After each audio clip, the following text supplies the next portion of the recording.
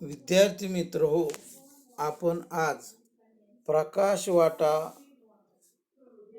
या डॉक्टर प्रकाश आमटे लिखित आत्मचरित्राचे अभिवाचन मी प्राध्यापक डॉक्टर दत्तात्रय फलके या ठिकाणी करत आहे.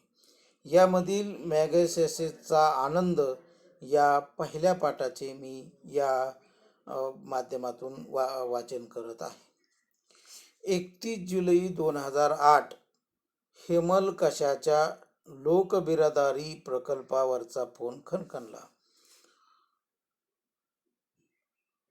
फोन करणारा मला आणि मंदाला कम्युनिटी लिडरशिपसाठीचं त्या वर्षीचं रॅमन मॅगसेसेस पारितोषिक मिळाल्याचं सांगत होता.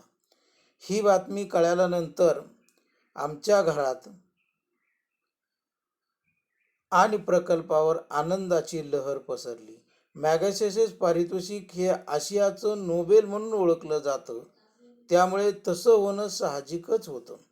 आपल्या इतक्या वर्षाच्या कामाची दखल तीही आंतरराष्ट्रीय पातळीवर घेतली जाते याचा आनंद मोठा होताच. त्यानंतरचे दिवस खूप धावपळीचे होते. पहिले 2-3 दिवस तर घरातल्या सगळ्यांचेच फोन सतत सुरू होते. इतक्या सुहृद्यांना या बातमीमुळे आनंद झालाय ही भावनाच फार भारावून टाकणारी होती. पत्र तारा यांचा ओघही सुरूच होता. त्यानंतर मात्र विदर्भात मुसळधार पाऊस सुरू झाला आणि दरवर्षीप्रमाणेच आमच्या बाकीच्या जगाशी संपर्क तुटला. जंगलात कुठेतरी केबल तुटून पडल्याने फोनही बंद झाले आणि शुभेच्छांचा ओघ नाईलाजाने थांबला. तरीही आमच्यापर्यंत पोचू न शकलेले लोक आनंदवनात पत्र तारा पाठवतच होते. मुख्यमंत्री राष्ट्रपतींचेही अभिनंदनपर संदेश आले. खुद्द राष्ट्रपतींचा 1 ऑगस्टला स्पीड पोस्टने पाठवलेला संदेश इथल्या अवघड परिस्थितीमुळे तब्बल 13 दिवसांनी पोचला. ही वेगळीच गंमत. आतापर्यंत हेमलकसा हे नावही माहीत नसलेले माध्यमांचे बातमीदार इथे येऊन दाखल झाले. त्यांनी मुलाखती घेतल्या, परिसराचं चित्रीकरण केलं. हे सगळं सुरू असताना आमची फिलिपाईन्सला जायची तयारीही सुरू होती. 2008 मध्ये मॅगसेस पुरस्काराला 50 वर्ष पूर्ण होत असल्यामुळे मनिलाला होणारा कार्यक्रम नेहमीसारखा केवळ 1 दिवसाचा नव्हता. आम्हाला 26 ऑगस्ट ते 3 सप्टेंबर या काळात तिथे उपस्थित राहायला सांगण्यात आलं. व्हिसासाठी प्रत्यक्ष आम्हा दोघांना जावं लागलं नाही, पण पावसामुळे व्हिसाची कागदपत्र घेऊन जाणारी गाडी वाटेत 12 तास अडकून बसली. अर्थात नंतर सगळं सुरळीत झालं आणि आम्ही फिलिपाईन्सला जाऊन आलो. 50 वर्ष पूर्ण झाल्याच्या निमित्ताने हयात असलेल्या आतापर्यंतच्या सगळ्या पुरस्कार विजेत्यांना तिथे आमंत्रित करण्यात आलं होतं. हा योगायोग खराच अपूर्व होता. या सगळ्यांना भेटायला मिळालं याचा खूप आनंद झाला. 1985 साली बाबा आमटे यांना हा पुरस्कार मिळाला होता. त्यांच्यानंतर परत एकाच कुटुंबात हा पुरस्कार येणं ही भारतातली पहिलीच घटना. पुरस्कारासाठी तुमचं नाव कुणीतरी सुचवावं लागतं. आमचं नाव डॉक्टर M.S. स्वामीनाथन यांनी सुचवलं. हा एक छान योग. आम्हाला पुरस्कार मिळाला याबद्दल माध्यमांनी खूप प्रसिद्धी दिली. आमच्यावर अग्रलेख, विशेष लेख छापले. टीव्हीवरही खूप प्रसिद्धी दिली गेली.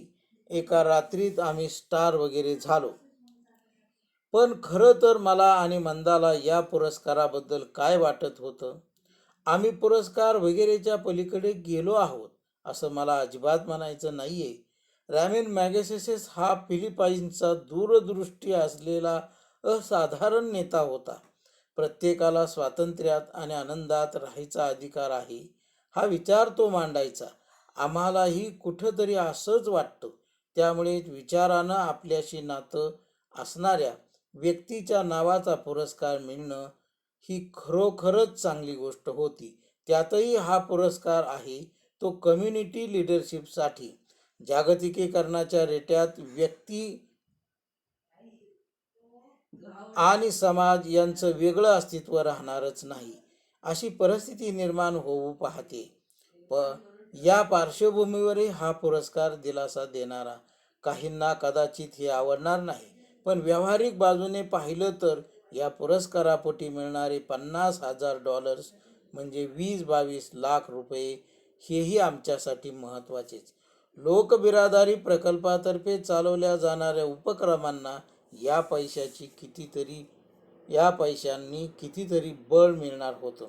असा एखादा पुरस्कार मिळतो तेव्हा आपण योग्य मार्गावर आहोत याचा साक्षात्कार होतो, असंही नाही. कारण त्याची खात्री होती. म्हणूनच तर एवढं अंतर आम्ही चालून आलो आहोत. केवळ आम्ही दोघंच नव्हे, आमच्याबरोबर अतिशय प्रतिकूल परिस्थितीत काम करणारे, जीवाला जीव देणारे सहकारीही.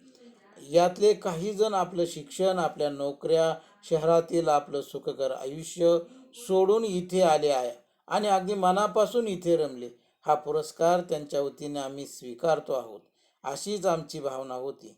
कारण लोकबिरादारीच्या या प्रकल्पात कुणी प्रमुख नाही, आम्ही सगळेच कार्यकर्ते आहोत, अशी आमची सुरुवातीपासूनची भूमिका आहे, असं बाबा म्हणायचे. त्यांचाच आधार या हेमलकशाच्या प्रकल्पात आम्ही घेतला. त्यामुळे इथे कुणी ठराविक वेळेत काम करत नाही. सगळेच जशी गरज असेल तसं आणि मनापासून काम करतात. त्या वेळेस योग्य वाटतील ते निर्णय घेतात आणि त्याची जबाबदारीही घेतात. या सगळ्यांनी या प्रकल्पाला बळ दिलं आहे.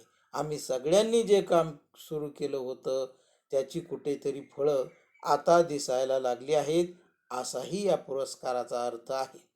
1973 साली जेव्हा लोकबिरादारी प्रकल्प सुरू झाला तेव्हा इथले माडिया गोंड आदिवासी भूक, रोगराई, अंधश्रद्धा यांच्या विळख्यात सापडले होते. भामरागडच्या जंगलापलीकडचं दुसरं जग त्यांना माहीत नव्हतं. या जगाच्या चालीरीती, कायदे कानून त्यांच्या ओळखीचे नव्हते.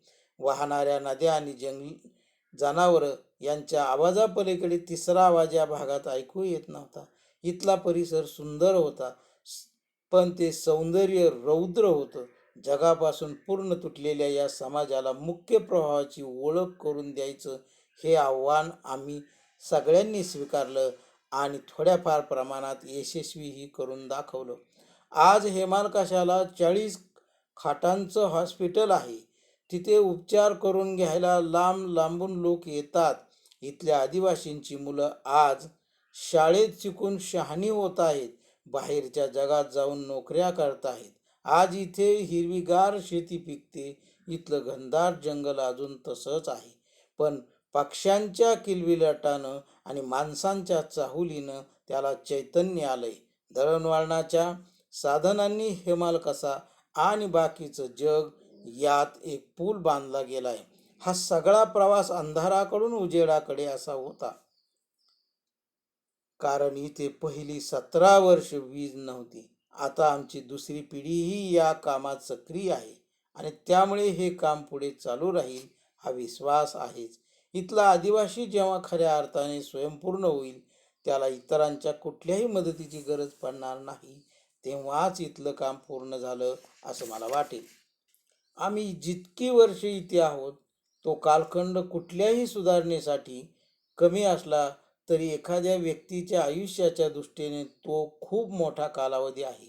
मी इथे काम करायचं ठरवलं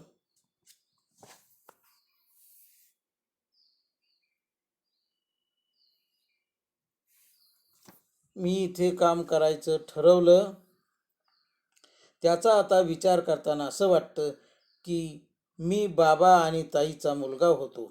त्यामुळे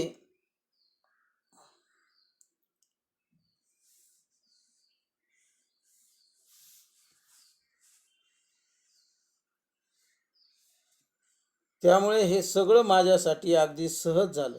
मी वेगळं काही करेन असं नव्हतंच. मला ते बाळ कडूच मिळालेलं. पण मग इतरांचं काय? मंदा किंवा माझ्याबरोबर सुरुवातीपासून राहिलेले दादा पांचाळ, जगन मचकले, विलास मनोहर, गोपाळ फडणीस यांसारखे सहकारी यांना तर अशी काहीच पार्श्वभूमी नव्हती. आम्ही एकमेकांना सुरुवातीपासून ओळखत होतो असंही नाही. मग इथे काय ओढीने आलो आले असतील, त्यांना कुठल्या पाशाने बांधून ठेवलं असेल, संधी असतानाही त्यांनी परत फिरायचा विचार का केला नाही, या सगळ्या प्रश्नांना खरोखरच उत्तरं नाहीत. आम्ही सगळे एकत्र येणं हा योगायोग होता कदाचित, पण त्यानंतर आम्ही एकत्र राहिलो याचं कारण मात्र प्रत्येकाची कामावरची निष्ठा, तळमळ हेच होतं, एवढं नक्की. आज हेमाल प्रकल्प बघितला तर 1973 साली ज्या परिस्थितीत काम सुरू झालं त्याची कुणाला कल्पनाही येणार नाही. निबिड अरण्यात, वन्य प्राण्यांच्या सहवासात, जंगलात आणि नंतर झोपडीत आमचा इथला प्रवास सुरू झाला. आजूबाजूला माणसं होती, पण ती आमची भाषा न येणारी, त्यामुळे त्यांच्यापेक्षा जास्त सोबती होती ती साप आणि विंचू यांची, अस्वलांसारख्या प्राण्यांची. या सगळ्यातून आम्ही तरुण गेलो याचं खरं कारण बाबांच्या सहवासात आणि आनंदवनातल्या वास्तव्यात या सगळ्याला मी सावरलो होतो हेच होतं. मित्रांनो, या ठिकाणी आपण थांबू. धन्यवाद.